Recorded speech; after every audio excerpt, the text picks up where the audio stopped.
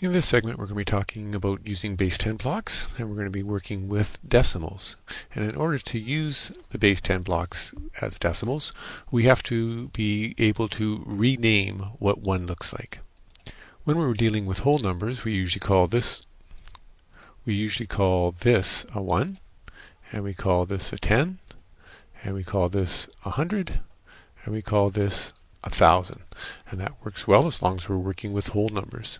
If, however, we have to go down and start working with decimals or pieces of whole numbers, we need to be able to work with smaller pieces. And so we need to take this small red piece and be able to break that down. And as I said in the introduction, the easiest way to do that is to rename this big huge cube that we used to call 1,000.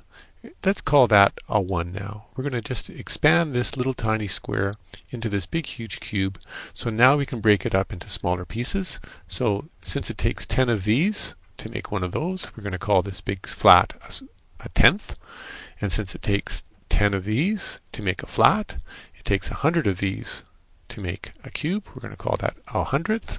And we're going to call this one down here a thousandth, because it takes 10 of these to make a hundredth. It takes 100 of these to make a tenth, and it takes 1,000 of these to make one whole. So if our question was 2 decimal 3 subtract 0 decimal 2, and we would call that 2 3/10, subtract 2/10, we would have to put in our new shapes. And there's my question. 2 wholes, 1, 2, and 3/10, 1, 2, 3. And from that we want to take away 2/10. So we just take those 2/10 away. And that would leave me with 2 1/10, or 2 decimal 1. If our question was 2 3/10, subtract 6/10, 2 decimal 3 subtract 0.6, our students would have to recognize that I need to take away 6/10, and I only have 3/10. So as we do with any subtraction, when we don't have enough of the place value that we need to borrow it from the place value beside it. And we're going to do the same thing here. So I'm going to take this 1 whole, and I'm going to trade it in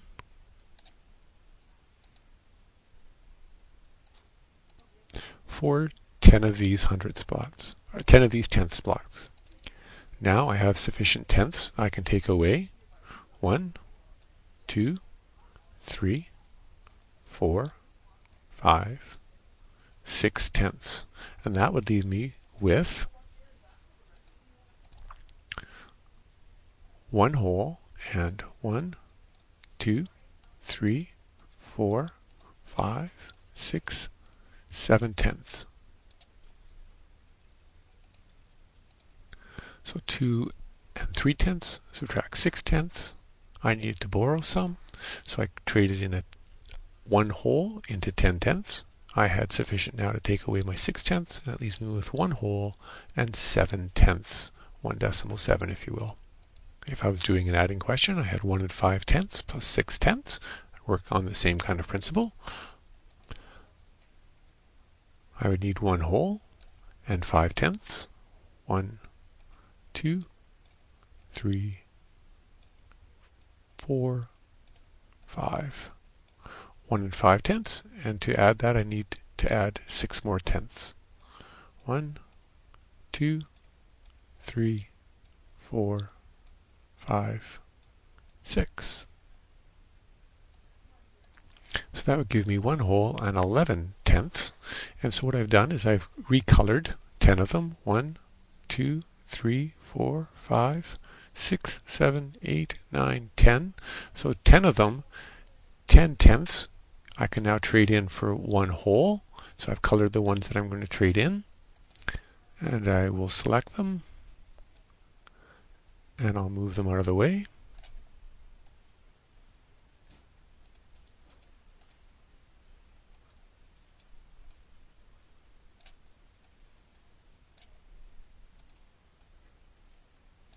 And trade it in for a whole. And And so now, instead of saying I have 11 tenths, I have 1 whole and 1 tenth. So now my answer is going to be 2 wholes and 1 tenth, or 2.1.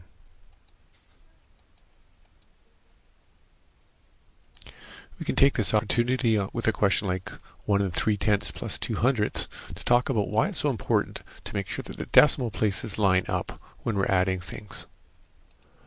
One of the big ideas in addition, and it doesn't matter what kinds of things you're adding, is the following statement.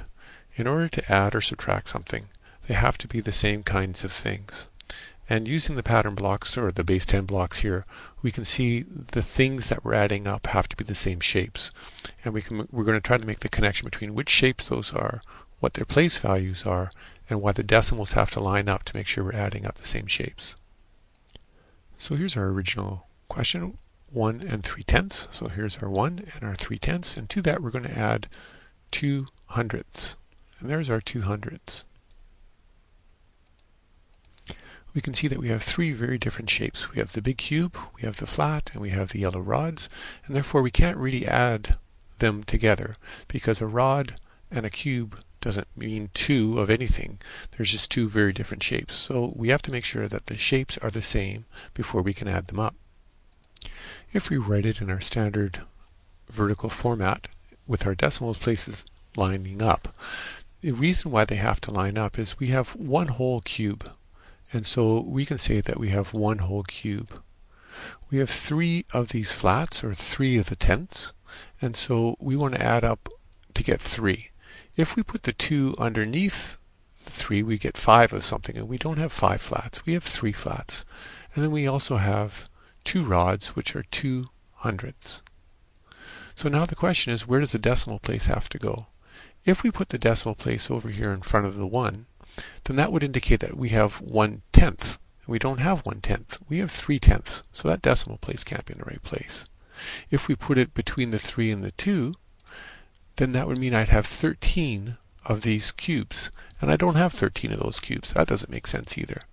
So if I put my decimal place here in line with the other decimals, that would indicate that I have 1 whole cube, 3/10, which I do, and 2/100, which I do. That's why we want to make sure that the decimal points line up when we do the standard algorithm. So we make sure that we're adding up the right place values, or in another way of saying it, make sure we're adding up the right shapes.